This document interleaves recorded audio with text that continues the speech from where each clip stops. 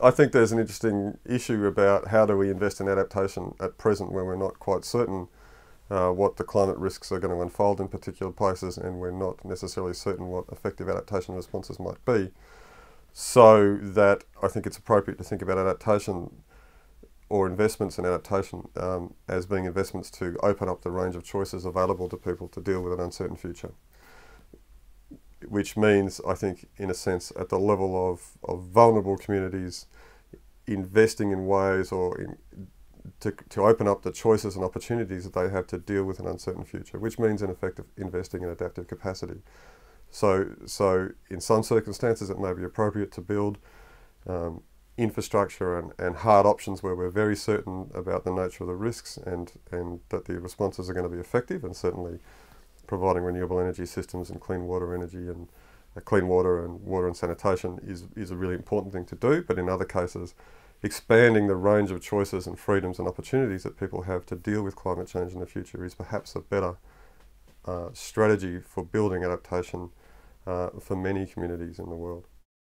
So in this context, we could think about different kinds of strategies to build adaptive capacity that might fall outside the way we typically frame adaptation. I think we need a broader view here and a broader sectoral view. So there are many communities in the world who don't have access to energy. Now, access to energy is extremely important if you want to be able to provide information about climate risk, for example, and energy is an integral part of providing education and healthcare. So putting in renewable energy systems or energy systems in places where people don't have energy is climate change adaptation. It expands the choices that people have. Education is an incredibly powerful way of empowering people and giving them greater choices. That's why everybody wants to send their kids to school and everybody wants to send their kids to college. They're more skilled individuals, able to better negotiate the world and to better negotiate labour markets and so on. So people that don't have education typically have a narrow range of choices, so providing primary education and secondary education is a really important thing to do. Doesn't look like climate change adaptation, but it is nevertheless building adaptive capacity. In this respect, in particular, education of girls to primary and then secondary level has a really powerful effect on expanding the range of choices available to households and empowering women and improving the life opportunities for their children as well. Water and sanitation is a critical issue, and so simple systems for providing clean water, simple solid and liquid waste disposal systems in communities is a really important way of improving their health. Healthy bodies are more able to negotiate change. Smarter minds are more able to negotiate change. So there's basic elements about sustainable development at the community level that typically fall outside the frame of climate change adaptation that are nevertheless really important adaptation strategies.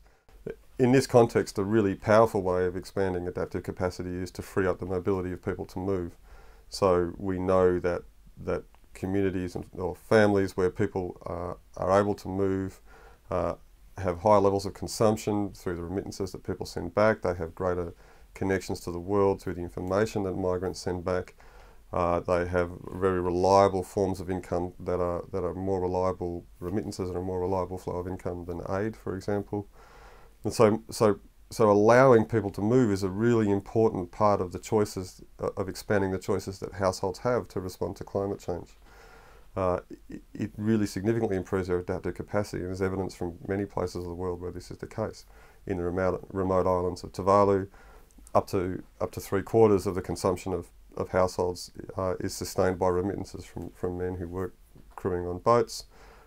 There's a really good initiative in Kiribati at the moment called the Kiribati Australian Nursing Initiative, which is training up nurses who can then enter a very mobile global labour market, improving the skills base of the women of Kiribati as well as providing remittances. And they call this migration with dignity as the strategy of the government of Kiribati. And so we could see then that rather than migration being a threat arising from climate change, in fact, freeing up the mobility of labour is a very cost-effective way of enabling households and communities to make choices that are appropriate for them to enable them to adapt to climate change. It's a really good example of the way a fairly simple policy concerning migration can really expand the capacities of people to deal with climate change in ways that are consistent with their needs and values.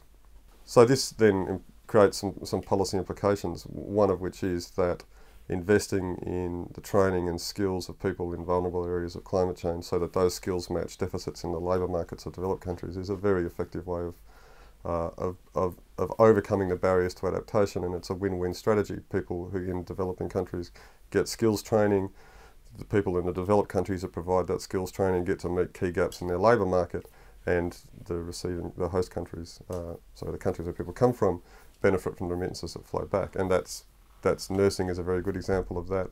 Trades, for example, electricians, plumbers and carpenters is another good example of that. So matching skills training and providing that to vulnerable populations in ways that match gaps in labour markets is a smart strategy of improving, enhancing the capacity of people to adapt to climate change. And it's a lot cheaper and likely to be much more effective than trying to pick winners and investing in significant infrastructure developments, for example, building seawalls. In Australia and in the Pacific Islands, you could imagine a common labour market that includes most of the small islands of Polynesia and Micronesia, with New Zealand and Australia, that enables the free mobility of labour, so that labour could meet key deficits in Pacific Islands, could meet key shortages in labour markets in Australia and New Zealand. They could freely choose to move in important ways, and this would also significantly expand their capacity to adapt to climate change. And these sorts of strategies, I think, are very cost effective. They're consistent with various principles relating to human rights, and they enable households to make choices about adaptation, to do adaptation for themselves rather than having the developed world do adaptation to them.